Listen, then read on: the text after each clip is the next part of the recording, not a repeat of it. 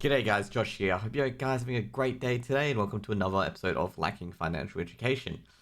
Now, this is going to be a different one other than basically, explaining scare tactics or dunking on people who have no idea, such as the superannuation scheme and stuff like that. We're going to talk about, basically when you get your first paycheck and you want to, get a job, your first savings, and, you actually want to try to invest that money or save out that money. And, what are you meant to do with it? Like, you have no idea what you're meant to do with it at all. Okay, so obviously going to say right now, this is general advice in nature. This is only illustrations only, and I've not considered any of your personal circumstances. If you're wondering why I'm saying this over and over and over again, it's not because I'm some dumb ass influencer trying to flog you crypto. It's because of the fact that the Australian licensee arrangement in Australia as a financial advisor is incredibly regulated. And, I have to say this sort of stuff because if I sound like, or even feels like the wording feels like that I'm recommending you an option, it's considered to be a recommendation unless I say this disclaimer. And even if I do say this disclaimer, it could be considered a recommendation. So I'm just really doing that to get that part out of the way. And also, it's great to have that part in there as well. Now you get your first piece of savings from the, your job. Okay, you get the paycheck coming in and stuff like that, and you're like, how the hell do I invest it? Okay, and let's be real. If you try to invest it, you're just not trying to invest it. Try to look how to invest. You get all these websites coming in here, being like, okay, here's Google. Okay, you can go to Etoro. You can go to Superhero. You basically over all here, basically you get all these questions. Everyone's got a beginner's guide to invest into the market. Now, even people got YouTube videos, okay? Even this, Inception, okay? A beginner's guide, blah, blah, blah. And you're not sure whether you're going to go to a guy who actually knows what they're talking about, or you're going to a finfluencer who's trying to flog you onto a certain platform so they can get more money out of you. And finances is kind of like that. It's kind of a sensitive area, and a kind of a viper's nest at the same time, where everyone's trying to teach you how to invest, and at the same time, they're trying to take your money as well. That's just the start of it basically as well. And you can see here a lot of obviously a lot of people are investing. You can see Google searches down here. I think I got how much results I got. About, doesn't even tell you how many results you got anymore, but yeah, I got quite a bit of results, okay, for it as well, over 30 pages. But anyway, I clicked on eToro, and eToro, I gotta say, I'm not sponsored by them at all. They're a share trader, they're a broker. Just be aware as well with eToro, you got to be careful of their zero commissions. Zero commissions means they don't charge an additional fee on the normal regulatory fee. You still actually have to pay the regulatory fee to trade, even though they state that they don't charge any brokerage. They actually have to charge you brokerage because it's a statutory fee.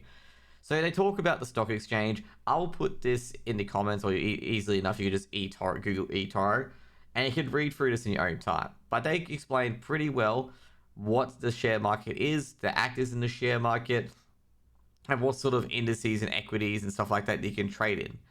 Now, I'm going to tell you guys right now, if you don't have, I'm going to say right now, because they give you a demo account of 100 grand, if you really don't have over 10 or 20 grand saved up, it's kind of pointless putting yourself into these sort of things, because the regulatory charge of about $15 to $20 in brokerage is going to eat most of your investment.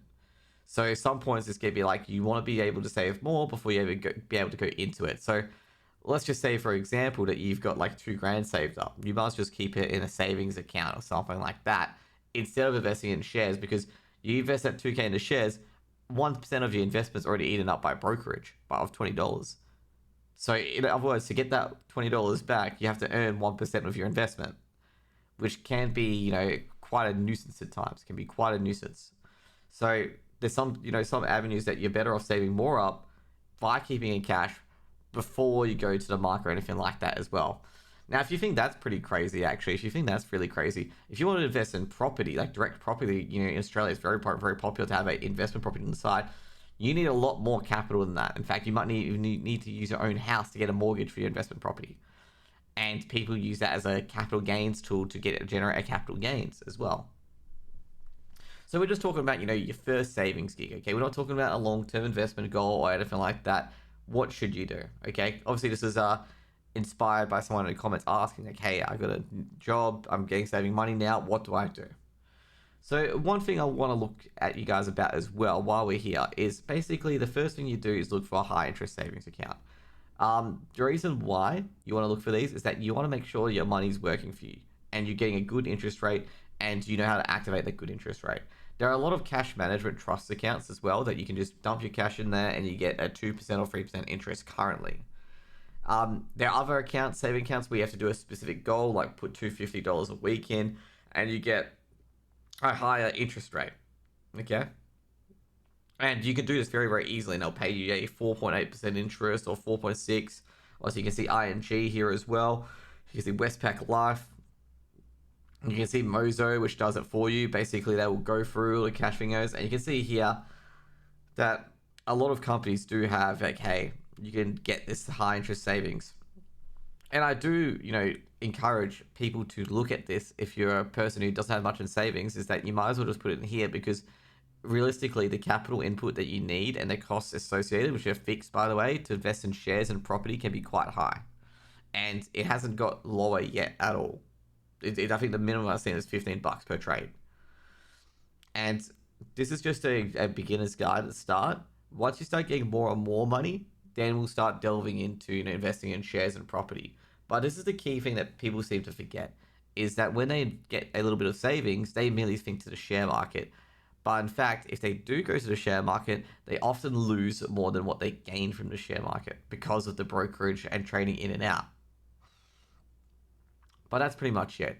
So the first step you should go is basically, if you don't have too much, just invest in cash in the meantime. You don't pay any money for it. You get a good interest rate, and then that's pretty much it.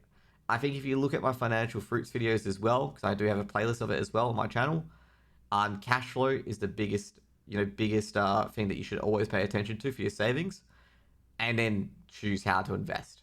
That's pretty much it. But in this area as well, there's a lot of people, a lot of finfluencers in this area that can tell you, right to left on how to invest and what to invest in and stuff like that.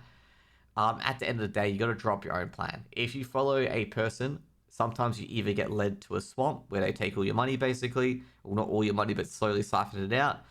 B, you go to a investment that's not really suited for you at all. This is why a lot of people go to financial advisors, because they try to find that for the best for them as well. And last but not least, when you follow a person, you also go through their ups and through their downs. And, sometimes it's just not for you. Okay, even though you may like this person, stuff like that, you're just not comfortable with it. So it's better off to kind of invent your own plan, as per se, taking, as inspirations from other people and stuff like that as well, to formulate your plan. Now, also at the same time as well, a lot of the investing side and stuff like that isn't sexy. It isn't cool. It is literally hard grinding sort of stuff of picking your investments and making choices, and it's quite mathematical at times as well, and quite an art as well. So you have to balance both sides. So it's not super duper easy as people put it to be, like, investing in Dogecoin to the moon and stuff like that. That sort of crowd effect is abused by people to pump up stocks, sell at the top, and then obviously sell down the stock. Don't get caught in that. You got to go to get to your own plan, get your own goals in order, and invest looking towards that as well, using various inspirations that you've got from different traders and stuff like that, because everyone has their own technique, their own ways, their own strengths and their own weaknesses, and you just got to recognize for the market what it is. And that's done by research, and that's also done by effectively just working and grinding hard at it, and actually paying attention to what you're investing into. Like, you got to dive beyond it. I'll give you a quick example. I know this is meant to be like, a tutorial, but I'll give you a quick example of what you're meant to invest into before we go here. So we're going to get up the Vanguard Australian Fund, okay?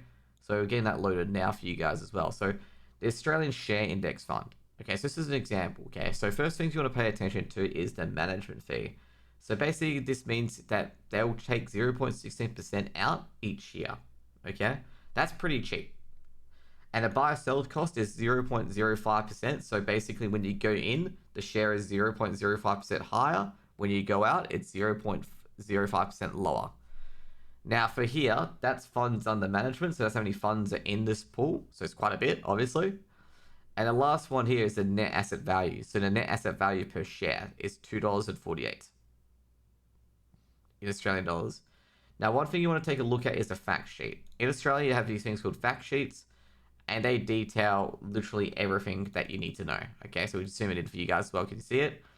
And you can see the performance, which don't really use too much, when it started, how it distributes, the total fund size, You can see all its codes and stuff like that. You can also see its benchmark, so the S&P ASX 300. Okay, so this ETF, as you guys can see here, is tracking the return of the S&P ASX 300. Now, if you don't know what an ETF is, an ETF is exchange traded funds, but they pull everyone's money who doesn't have enough to invest in an entire index together, and they invest it for them, and they charge a fee, like the management fee is above. So you want to look at the objective. Okay, what's the objective of this ETF? The objective of this ETF is to track the returns of the S&P ASX 300. So it's tracking the top 300 shares, and they want to replicate that index. That is exactly what they are doing. Okay, so the main benchmark that they're going to compare to is the index. So you'll see probably they will have a comparison, not in the fact sheet potentially, but yeah, here we are. Okay, so as you can see here, the benchmark that they have a comparison. So you can see here they have a comparison to the benchmark. So it's fund benchmark, and they even have the return here as well. So you can see here the fund was very close to the benchmark. So it's doing a good job at replicating how the ASX 300 is performing. So you can see there basically outperform slightly. With these sort of investments, you don't expect a sort of outperformance, okay? Because it's basically invested as per the index. So what it means by that is that if there's 10% CSL, or let's go to a recognizable share, okay? 10% Tesla in the Australian market, this fund would invest 10% of its funds in Tesla. So that's how an index fund works. And if it gets too complicated for you guys, if you guys are unsure, just take a look at the fact sheet, Google the key terms that you may not understand, and go through it like that. And understand, what the objective is. So if your objective is, one of your objectives for investing is, I need some Australian share exposure, okay, because I'm an Australian, I want some domestic shares. This fund, may help you achieve it. It's probably one of the parts of achieving it. You never know. So that's what you're gonna need to know for your objectives and stuff like that. Obviously, I'm not sponsored by Vanguard or anything like that. This is just a pure example of like what you need to do for the investor. You need to go in and be like, what's the fund doing? What is the investment objective of the fund? How well it's gone? How well, what does it have in it as well? What are the fees and charges for it? You have to really just dive in and dig in. Anyways, guys, hope you guys enjoyed this lacking financial education episode, and I hope you guys learned a bit from it as well. And I hope you guys learned that investing isn't meant to be sexy. It is meant to be like a martial art that you practice. Okay, you basically go do the meditation, the mindfulness, and stuff like that. It's an art, and also a mathematical art behind it as well. Okay, there can be a cruel calculus, but with focus, with discipline and determination, you can be a good investor yourself. Have a good one, guys.